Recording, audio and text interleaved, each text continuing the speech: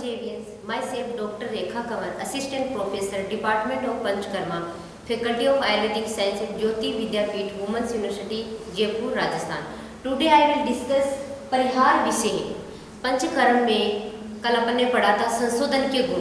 संशोधन के गुण के बाद अपन पढ़ते हैं कि पश्चात कर्म अपन को किस तरीके से उस पेशेंट की रक्षा करनी चाहिए और संशोधन के बाद उस पेशेंट में किस तरीके से सिम्टम आते हैं। तो फर्स्ट ऑफ है प्रकृति पुरुष के लक्षण, मतलब जो संशोधन के बाद जो पेशेंट है उसमें किस तरीके से सिम्टम आएंगे, किस तरीके से वो सहन कर पाएगा, उसके सारे सिम्टम है। देखो फर्स्ट है सर्व क्षमो।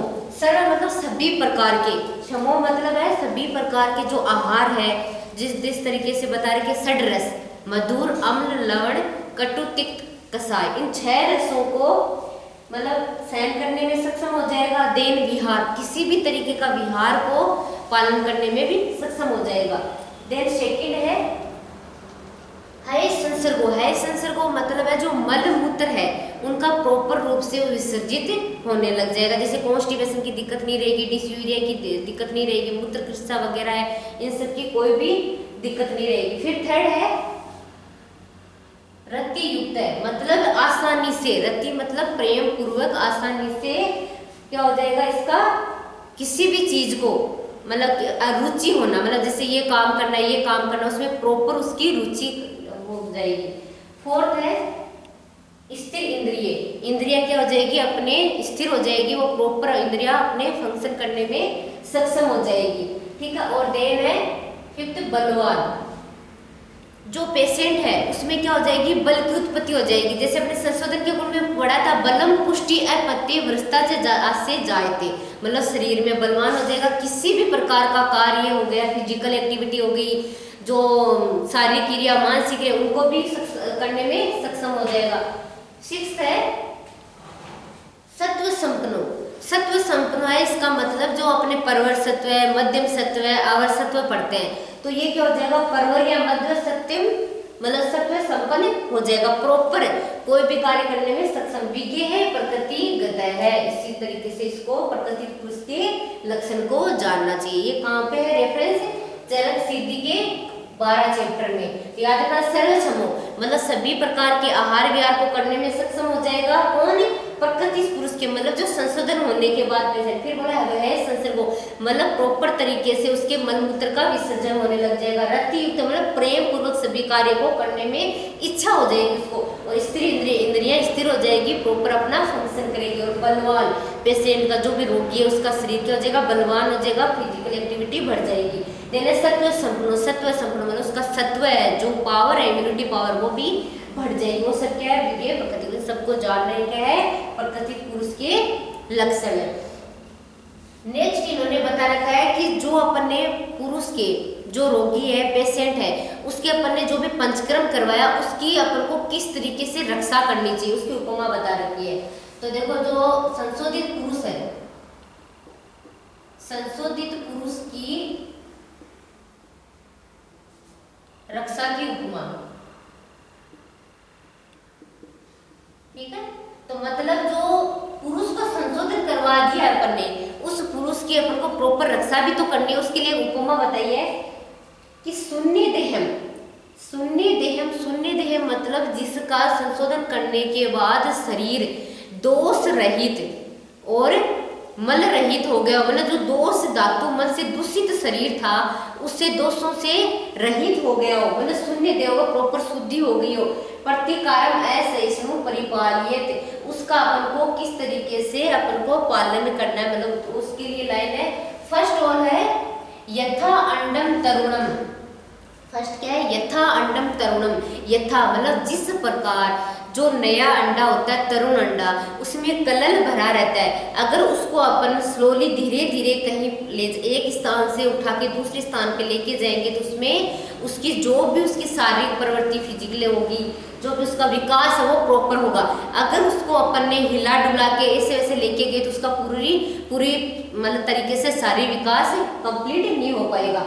इसलिए बता रहता है कि जिस प्रकार अपन तरुण अंडे की रक्षा करते हैं कि भी उसके प्रॉपर विकास हो सके, उसी तरीके से अपन को संशोधित पुरुष की भी रक्षा करनी चाहिए, उसको प्रॉपर धीरे धीरे ले जाके रेस्ट पे रखना चाहिए। सेकेंड है पूर्णम तेल पात्रम यथेव च।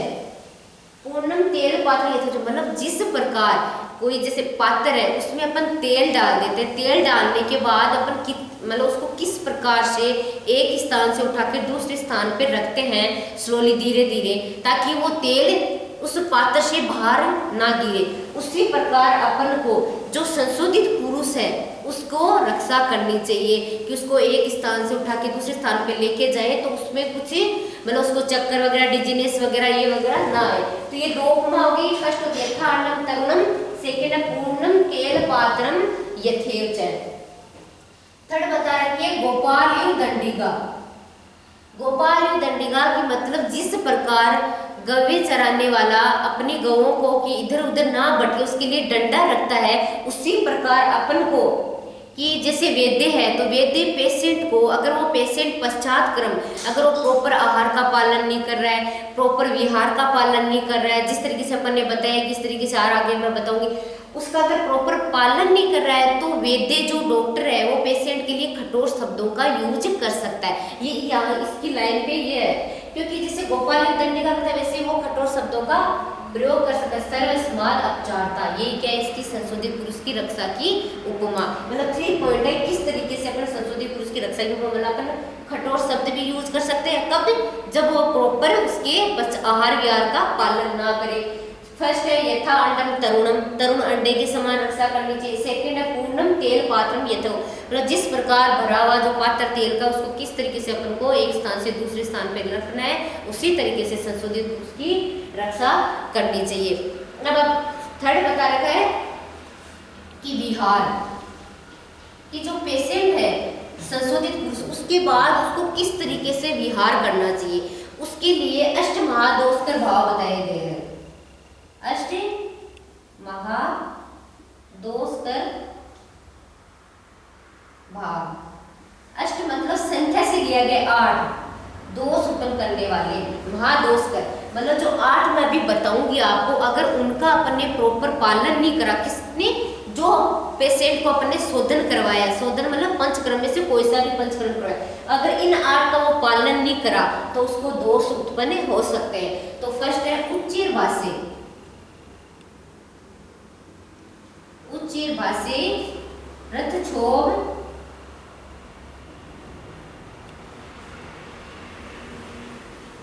अति चक्रमण आसनी अजीर्ण अहित भोजे दिवाश्रोपनम सैमेथुनम। ये 8 है। देखो उच्चीर भाष्य फर्स्ट और क्या है उच्चीर भाष्य मतलब अपन को संशोधित पुरुष को बोलना है कि आपको संशोधन करने के बाद उच्चीर भाष्य मतलब ऊंची आवाज में बात नहीं करनी है। फिर सेकंड है रथक्षोभ, रथक्षोभ इसलिए बता रखा है कि पहले राजा महाराजा क्या करते रथ की सवारी करते थे, तो उन्होंने बता रखा है कि जो भी बस्ती वगैरह देते हैं वमन विरेचन अपन करवाते हैं, उसके बाद आपको ज्यादा रथ की सवारी वगैरह नहीं करनी है। तो आजकल के लेवल में देखें तो अपन को ज्यादा ट्रेवलिंग नहीं करनी है, ठीक है। थर्ड बता रखा है अति चक्रमण, चक्रमण का मतलब होता है ज्यादा चलना, अति का मतलब बहुत ज्यादा, तो मतलब इन्होंने बोला है कि अपन को टहलना है लेकिन अति चक्रमण नहीं करना, बहुत ज्यादा देर तक वॉक वगैरह नहीं करनी है। जैसे अपन मॉर्निंग वॉक इवनिंग वॉक करते हैं, लेकिन संशोधित पुरुष को ये वगैरह मना कर देना कि आपको अति चक्रमण नहीं करना है। फोर्थ है आसनी, आसन का मतलब होता है बैठना, बैठना मतलब जो संशोधित पुरुष है उसको लगातार आपको बैठे भी नहीं रहना है, ठीक है। फिर बता रखा है फिफ्थ है अजीर्ण, अजीर्ण है कि जिसे अपन ने खाना खाया, ठीक है, खाना खाने के बाद वो प्रॉपर अगर डाइजेस्ट हुआ नहीं, उसके बाद भी अपन ने खाना खा लिया मतलब वो पहले जो खाया है वो पूरा प्रॉपर तरीके से जीर्ण नहीं हुआ है, उससे पहले अपन ने खाना खा लिया तो भी क्या हो जाएगा महादोष का भाव उत्पन्न हो जाएंगे। इसलिए अजीर्ण का भी अपन को प्रॉपर ध्यान रखना है कि खाना अगर जीर्ण हो गया उससे के बाद अपन को जो संसर्जन कर्म में पढ़ाऊंगी जो आहार लेंगे उसका पालन करना है। सिक्स्थ है अहित भोजन, जो अपनी बॉडी के लिए हितकर नहीं है वो क्या है अहितकर भोजन, तो जो बॉडी के लिए हितकर नहीं है उस भोजन को भी अपन को नहीं करना है, ठीक है। जिस ऋतु में, जिस काल के अकॉर्डिंग आचार्य ने बता रखा है कि इस ऋतु में, इस काल में इन रसों का प्रयोग करना चाहिए, तो उस ऋतु के अकॉर्डिंग अपन को उसके अपोजिट अगर अपन ने करें तो वो क्या है, अहित भोज्य। सेवन है दीवा स्वप्न।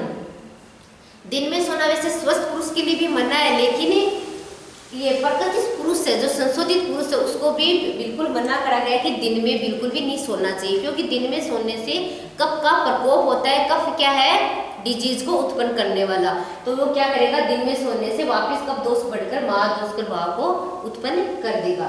8 है मैथुनम, मतलब अपन को जिस टाइम अपन का परिहार विषय बताया कि जैसे वमन के बाद अपन के 7 दिन तक संसर्जन क्रम का पालन करना चाहिए, वमन के बाद बस्ती में दुगुना परिहार काल, उस टाइम भी अपन को मैथुन क्रिया वगैरह प्रयोग नहीं करनी चाहिए। ये क्या है, विहार है। नेक्स्ट मैं आपको पढ़ा रही हूँ आहार के बारे में, कि अपन को जैसे अपन ये संशोधन करवा दिया पेशेंट का, तो उसके बाद में अपन को किस तरीके से हमको आहार देना है, क्योंकि शोधन कराने के बाद पेशेंट का क्या होता है, अग्नि क्या हो जाती है, मंद हो जाती है। तो अग्नि मंद होने के बाद उसको किस तरीके से आहार देना है, कि अग्नि कम होगी तो ऐसे तो है नहीं कि अपन को हेवी डाइट दे दी, तो उन्होंने एक तरीका बता रखा है कि पहले लघु आहार देना है, फिर गुरु आहार देना है। तो फर्स्ट ऑफ ऑल एक उपमा बताई आचार्य चरक ने कि यथा अणु अग्नि, क्या है, यथा अणु अग्नि तरण गोम्य आदि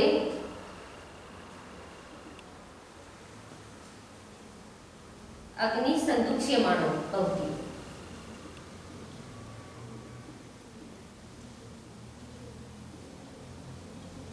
इन्होंने ये बताया है कि यथा, यथा मतलब जिस प्रकार अणु अग्नि, मतलब कम मात्रा, जो कम मात्रा की जो अग्नि है वो क्या तरण मतलब घास फूस, और गोम्य माध्य मतलब उपले, उनसे अग्नि क्या हो जाती है, संदुक्ष्यमाणो भवति। संदुक्ष्यमाणो भवति मतलब अग्नि प्रज्वलित हो जाती है, कि जिस प्रकार बहुत कम अग्नि है उसमें अगर अपन ने थोड़े तरण वगैरह डाल दिए, थोड़े उपले डाल दिए, तो वो अग्नि क्या हो जाती है, थोड़े थोड़े डालने से। अगर अपने प्रॉपर बहुत ज्यादा डाल दिए तो अग्नि क्या हो जाती है, बंद हो जाती है। लेकिन उन्होंने क्या बोला, थोड़ी थोड़ी मात्रा में तरण गोमय डालने पे अग्नि क्या हो जाएगी, संदुक्ष्यमाणो मतलब अग्नि बहुत ज्यादा प्रज्वलित हो जाएगी। और अग्नि कैसी हो जाएगी, महान, स्थिर